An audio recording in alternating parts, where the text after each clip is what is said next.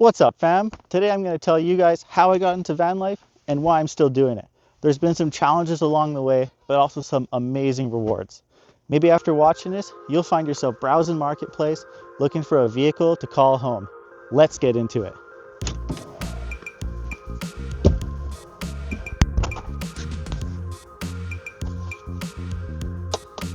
Like most generic Canadian white boys, I was raised in buildings, houses and apartments alike. Never in my youth had I heard of people who lived in vehicles. When I moved to BC, my eyes were opened. I was now aware that people were doing this thing that I didn't quite understand. How are they able to do this? How did they get there? Was it a choice?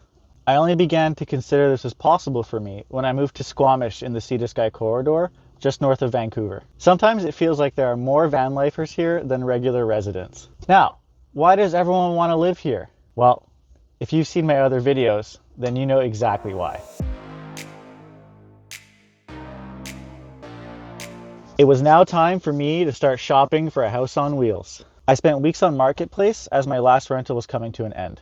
After looking at a few options, I started to figure out what I wanted. Here were my criteria for buying a new home. 1, I needed to be able to stand in it. And 2, I needed room to store all my outdoor toys inside the van. You know, mountain bike, climbing gear, snowboards. After looking at loans and getting discouraged at the price of Sprinter vans, I finally found this pretty looking thing. She had low mileage for my standards and all the appliances worked. So I went to see it with cash in hand. I paid $6,500 for it and I was committed. I was going to be a van lifer.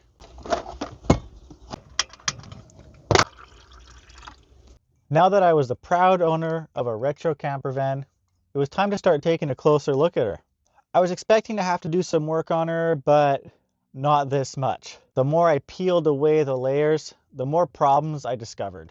There was mold and there was water damage, so of course that means there was leaks. The water lines were dissolved, the cushions were torn, the cupboards were falling off, wasp nests, cracks in the fiberglass. Holy smokes. Talk about a fixer-upper, eh? It was time to renovate, so I took a week off work and got her done. While renovating, it was the perfect time for upgrades as well. I wanted more lights, more heat, more power. So after running some wires, I added some insulation to the ceiling and then buttoned it up with a nice upholstered fabric. I went from a single lead acid battery to 2, which doubled my power up to a measly 100 amp hours. A 2 kilowatt diesel heater was installed under the bench with the batteries. New floor went down and I patched up the fiberglass roof. After a few coats of liquid rubber, I had the high top sealed up and looking mint. I now had a van that didn't leak, was reliably heated, and had power for all my needs. It was time to name her.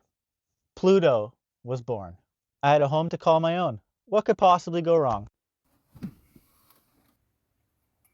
Next up for me was my first winter. Something I kept hearing about when it came to vehicle living was how hard it can be in the winter. The days are much shorter and we don't get a lot of sun. Van lifers then spend more time alone cooped up in their vans. I'd also heard it can be easier to just take the winter off and go rent a place for 4 months. To me, this sounded like a challenge. Unfortunately, it was quite a challenge. Once it got cold, I quickly learned that I only had enough power to run my heater on high for 2 consecutive nights. The winter was just beginning and it was only getting colder. My heater stopped being able to keep up, and when we reached a low of -16, my water lines froze. I was feeling pretty defeated. After that winter, I had to rethink my needs and redesign my electrical. So, another week off work, and Pluto is reborn. The lead acid batteries got replaced with lithium ion, tripling my power up to 280 amp hours. 300 watts of solar power nearly guarantees a full charge at all times. With all that power, I could run a 1000 watt inverter. The 2 kilowatt diesel heater got replaced with a 5 kilowatt diesel heater, and I insulated my water lines. I also threw on a max fan for the hell of it. I went into my second winter nervous but excited. I want to overcome the challenges that almost took me out last year. I refused to resort to renting a place during the winter. I would succeed. It turned out that all my hard work had paid off, and I could not have been more comfortable during my second winter season. I had reliable heat, an abundance of power. I even got an air fryer that season. I was living so good. I was no longer surviving, I was thriving.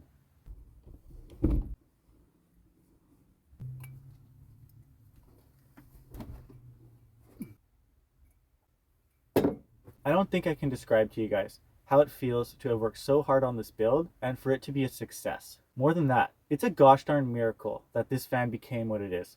It's my home. I'm incredibly proud of this build, and I'm so thrilled that I'm in a position where I can take advantage of it. I've taken Pluto all over Vancouver Island. She's been way up in the mountains. We've been to the Sunshine Coast and back a few times, and she even made it out all the way to Sloquet Hot Springs. Hundreds of dirt roads later, and she's still eager for adventure. My plan is to explore as much of BC as possible with Pluto and to eventually make my way down to the States. With that being said, yeah, I'm still vanning. Why do I do it? Because it sets me free. Everything I thought about the world was turned upside down when I began this journey. All the things I thought I had to do started to disappear one by one over time. I don't have to get a job, get a house, and settle down. I can take time off, and I can do the things that I thought were once out of my reach. I grew up believing that once I picked a career, I'd be doing that for the rest of my life with 4 weeks vacation every year. How depressing does that sound? It's no wonder I couldn't find any motivation to do anything growing up.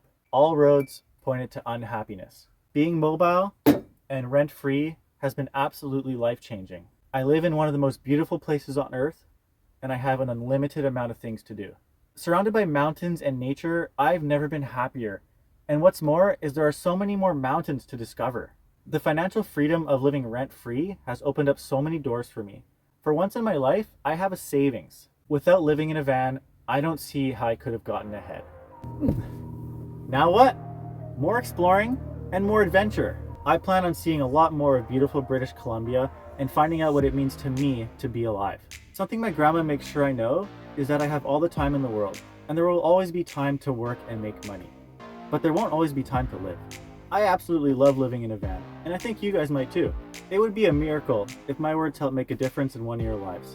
Let me know in the comments below if you guys have any questions about how I live or how I do it or how to get started. I'm going to keep making videos, so don't forget to like and subscribe, and let's go vanning.